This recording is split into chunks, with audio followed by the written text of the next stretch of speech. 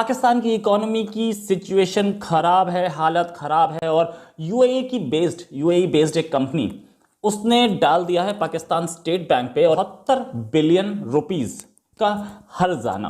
India के अलाए कौन कौन है? इजराइल, अमेरिका, रशिया, मतलब जो सुपर पावर्स हैं दुनिया की, जो बड़े बड़े कंट्रीज हैं, वो उसके बाद जो है वो मानते ये हैं। जो वियतनाम और इंडिया वो कह रहा है, कुर्ट कैंपबेल ये कह रहा है कि ये क्रिटिकल पार्टनर्स हैं, ये क्रिटिकल कंट्रीज हैं और ये ही फ्यूचर डिफाइन करेंगे। इससे कोई फर्क नहीं पड़ता कि वॉशिंगटन में कौन है, डेमोक्रेट्स है, रिपब्लिकन में है।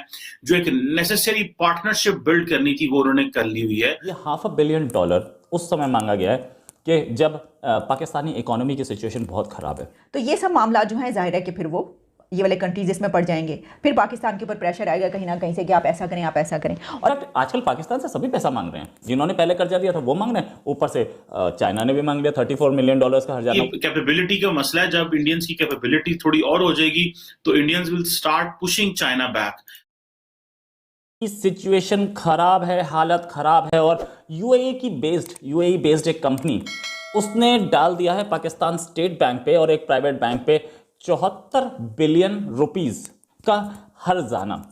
और वो हर्जाना इनफैक्ट आजकल पाकिस्तान से सभी पैसा मांग रहे हैं। जिन्होंने पहले कर्जा दिया था वो मांग रहे हैं, ऊपर से चाइना ने भी मांग लिया $34 मिलियन का हर्जाना। वो जो दासू में उसके इंजीनियर मरे गए थे।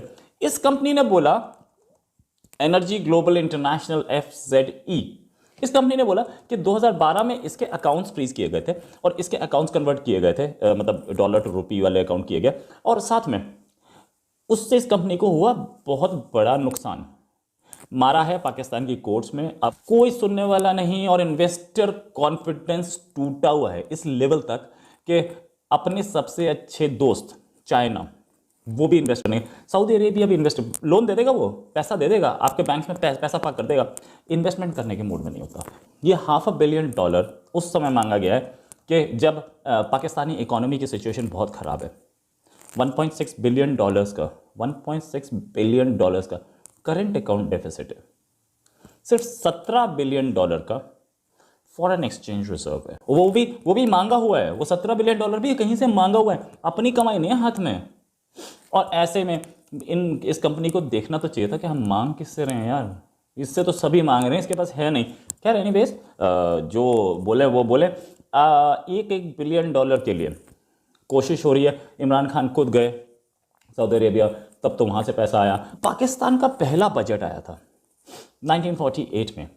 और उस समय उनके गवर्नर जनरल गुलाम मोहम्मद हुआ करते थे। 48-49 की कहानी मुझे ठीक से याद नहीं आ रहा। उस समय उनके गवर्नर जनरल गुलाम मोहम्मद हुआ करते थे। उन्होंने बोला था कि ये हमारी मजबूरी है कि हम 70% बजट का पैसा फौज को दें। आज भी मजबूरी बरकरार है। फौज को और डेट रीपेमेंट्स में 50% बजट जा रहा है पाकिस्तान का। ये मजबूरी कब तक रहेगी पता ही नहीं किसी को। क्यों? क्योंकि पाकिस्तानी इकोनॉमी पे, पाकिस्तान पे फौज एकदम एक सांप है जो कि फन फैलाए बैठा है, सारे पैसे खा जाता है। 6 लाख की फौज, ऊपर से डिफेंस इक्विपमेंट प्रोक्योरमेंट। इकोनॉमी छोटी सी है यार, एक छोटी सी इकोनॉमी। इंडिया की $3 ट्रिलियन की इकोनॉमी, उस पर हमारे पास 14 लाख की फौज। उनकी $280 बिलियन की इकोनॉमी, मतलब हमारी 10 गुना बड़ी इकोनॉमी है। और उनकी 6 लाख की फौज। यार फौज इकोनॉमी के तो कंपैरिजन में हो सकती है, पैसा वहीं से तो आएगा। आपने हाफ फौज रखी हुई है, यानी कि इंडिया की फ़ौज पाकिस्तानी फ़ौज से डबल है और इकोनॉमी इंडिया की 10 गुना है।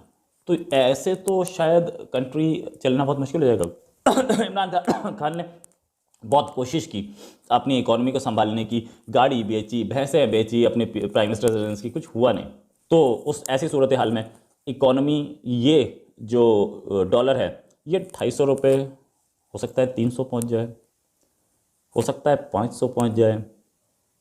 और ऐसा भी हो सकता है जैसे कि अभी कुछ साल पहले, 30-40 साल पहले, तुर्की का डॉलर, तुर्की का लीरा डॉलर के मुकाबले 1 मिलियन, $1 1 मिलियन लीरा पहुंच चुका था।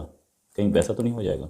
जो कंट्री बहुत कुछ ज़रा स्टेबल हो इकोनॉमिकली भी और वैसे फाइनेंशियली, और फिर इसके अलावा उसकी से हो दुनिया में, उसके बड़े अच्छे ताल्लुकात हों दुनिया में, और जो दूसरा कंट्री है वो उससे थोड़ा कम हो, तो फिर तो आप इसके ऊपर स्टैंड ले सकते हैं और आप कहें कि हमारी मानी जाएगी। लेकिन पाकिस्तान के साथ तो ऐसा है नहीं। ठीक है। और फिर ये भी कि अगर पाकिस्तान फ़र्ज़ कीजिए ऐसा करता है तो इंडिया बहुत ज़्यादा उसके ऊपर ज़ोर लगाएगा। भारत इस तरीके से तो इस मामले को नहीं छोड़ेगा, ज़ाहिर है उसकी तरफ से बहुत प्रेशर आएगा। वो अपने जो उसके अलाइज़ हैं उनको कहेगा कि देखिए हमारे साथ ये हो रहा है। वो अमेरिका से कहा जाएगा कि आप इनको कहें, और दूसरे कंट्रीज़ जो हैं, फिर आप देख लीजिए कि इंडिया के अलाई कौन कौन है, इसराइल, अमेरिका, रशिया, मतलब जो सुपर पावर्स हैं दुनिया की, जो बड़े बड़े कंट्रीज़ हैं, वो उसके बात जो है वो मानते हैं और वो उनको कह सकता है। तो ये सब मामला जो है ज़ाहिर है कि फिर वो ये वाले कंट्रीज इसमें पड़ जाएंगे। फिर पाकिस्तान के ऊपर प्रेशर आएगा कहीं ना कहीं से कि आप ऐसा करें, आप ऐसा करें। और फिर जाहिर है कि जब आप बहुत सारे कंट्रीज से कहीं ना कहीं मदद हासिल करते हैं तो फिर आपको उनकी बात माननी पड़ती है। इतने इंटरनल मसाइल हैं, गवर्नमेंट को तो सबसे बड़ी इस वक्त प्रॉब्लम ये है कि अगला जो 5 साल है वो कैसे लेने हैं। इंडिया जो है वो की प्लेयर होगा ग्लोबल स्टेज में 21st सेंचुरी में। और वो ये कह रहे हैं कि अमेरिका की जो डिफरेंट एडमिनिस्ट्रेशन है, रिपब्लिकन हो या जो डेमोक्रेट्स हो, वो सबका इस बात पे कंसेंसस है और असेसमेंट है, यूनाइटेड इन असेसमेंट, यानी कि उस असेसमेंट में वो यूनाइटेड है कि इंडिया का रोल है। और वो समझते हैं कि इंडिया एक क्रिटिकल मेंबर है क्वाड का, और लेकिन वो इंडिया की ऑटोनॉमी और नॉन अलाइनमेंट को भी वैल्यू दे रहे हैं। और वो कह रहे हैं कि इंडिया, क्योंकि ये देखिए ये है, this is how nations keep themselves alive. वो कह रहे हैं कि इंडिया ने क्या किया कि इंडिया क्योंकि ट्रेडिशनल एक पोजीशन रही है नॉन अलाइनमेंट की और स्ट्रेटेजिक ऑटोनॉमी की, तो कहते हैं कि जो क्वाड है, क्वाड को हमने एक एशियन नेटो में कन्वर्ट नहीं किया, इसलिए हमें ऑकस डेवलप करना, जो ऑस्ट्रेलिया, यूके, यूएस का जो एक पार्टनरशिप है वो डेवलप करनी पड़ी।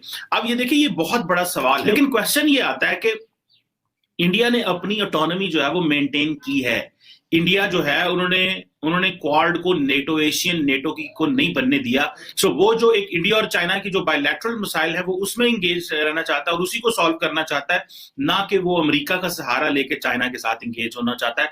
और उसके लिए ये एक दूरंदेशी की भी बात है। सो देख ले कि how much they valued India on this, कि उनको आइंदा आने वाले दिनों में उनको क्वाड को एक नया लाइंस देना पड़ा। तो अब ये जो चीजें हैं कि वो कह रहे हैं वियतनाम के साथ, ये जो वियतनाम और इंडिया, वो कह रहा है, कुर्ट कैम्पबेल ये कह रहा है कि ये क्रिटिकल पार्टनर्स हैं, ये क्रिटिकल कंट्रीज हैं और ये ही फ्यूचर डिफाइन करेंगे।